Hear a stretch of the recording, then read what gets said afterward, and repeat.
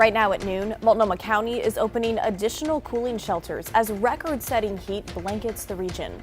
And as many hit the lakes and rivers to try and cool off, one St. Helens city official has gone missing in the river. The latest on the rescue mission now turned recovery. Plus, a major twist in the Trailblazers coaching search, as multiple reports indicate interim head coach Tiago Splitter is heading to Chicago.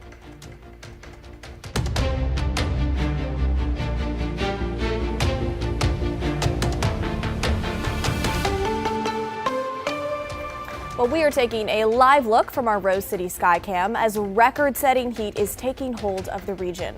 Good afternoon, and thank you for joining us. I'm Blair Best. Today is another KGW Weather Impact Alert Day, and we want to get right to meteorologist Rod Hill, who's live up on the weather deck, tracking it all for us. Hey, Rod. Let me tell you, if I had long sleeves on, I would be really hot, Blair. I can tell you that. I love the short sleeves. I'm up here on the weather deck, brought to you by River Some Fencing and Decking. It's kind of a mostly sunny day. We had people emailing the station this morning, or however people contact us these days, asking if it was actually a bit of wildfire smoke in the sky. And the answer to that is yes. We will see any smoke clear out during the afternoon, and we'll talk more about that coming up. But for right now, let's just get to the temperatures and the impact alert that we have up for valley numbers between 94 and 98 degrees this afternoon. And don't forget, if you're going to be outside working or recreating, to have a bottle of cool water with you. And the medical experts always say, don't wait till you get thirsty on these hot days. Just continually sip or take some drinks to keep yourself hydrated.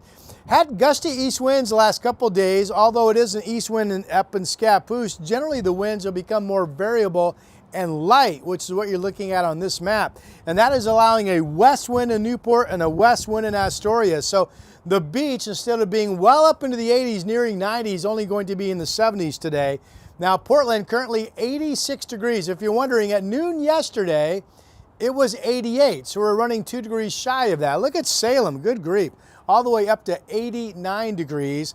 And I'm just going to play you the temperature projection for the coming hours. This takes us to 96 at 4 o'clock, 96 at 5 o'clock. Maybe we get a bit warmer than that. Blair, I am projecting a high of 97 today. Yesterday was 94. So this would become the hottest of the year so far. And if we hit 97, that will also break today's current record high for the date, which is 95. And before I toss it back to you, Blair, one thing people will be noticing is the humidity level is going to be higher today than it's been lately. That means you're going to feel more sticky as you're out and about, a little bit more uncomfortable. Back to you. Okay, Rod, it is a hot one. Thanks so much. And just about 90 minutes ago, Multnomah County announced it is opening 2 cooling centers today. That's in addition to the dozens of cooling spaces like libraries, community centers, splash pads, and malls. So from noon to 9 p.m., the Multnomah County East Building in Gresham and Bud Clark Commons in Northwest Portland will be open for people just looking to escape the heat. And 4 Multnomah County libraries will stay open until 8 o'clock tonight. Those are Albina, Central, East County, and Midland libraries. Now in Vancouver, cooling centers are also open today, including Living Hope Church from 1:30 to 7 p.m. and United Methodist Church from 2 to 8 p.m. C-Tran is also offering free rides to cooling centers. Just tell the driver when you get on board. And if you need help finding a cool space in the Portland metro area, you can call 311 or you can visit this interactive map that you see there. We have a link to it on our website, kgw.com.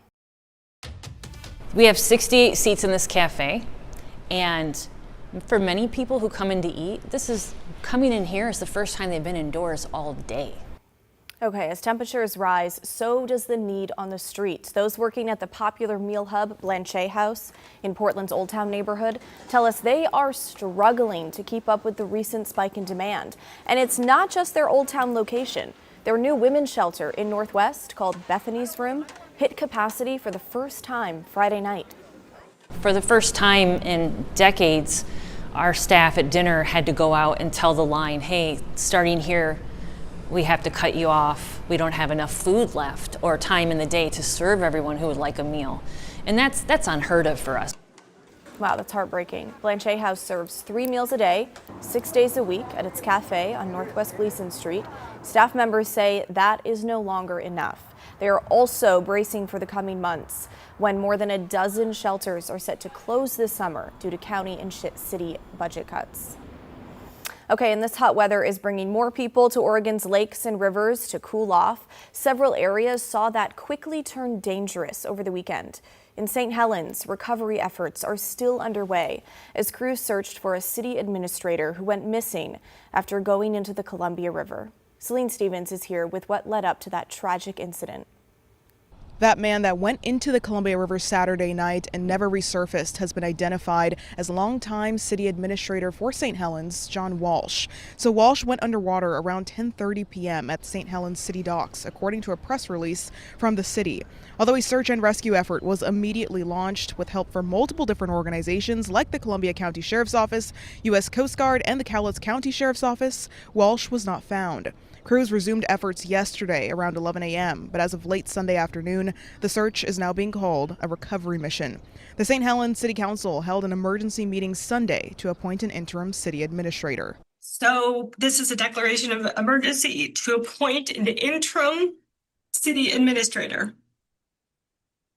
So we're going to have a discussion on regarding the appointment of an interim city administrator. Finance Director Gloria Butch will now be the interim city administrator for the next 2 weeks. In Northeast Portland, Celine Stevens, KGW News. What a sad story. Okay, stay with KGW for continuing coverage of our weather impact alert and what you need to know to beat the heat and to be safe. So remember, you can get updated forecasts anytime on KGW.com and the KGW app.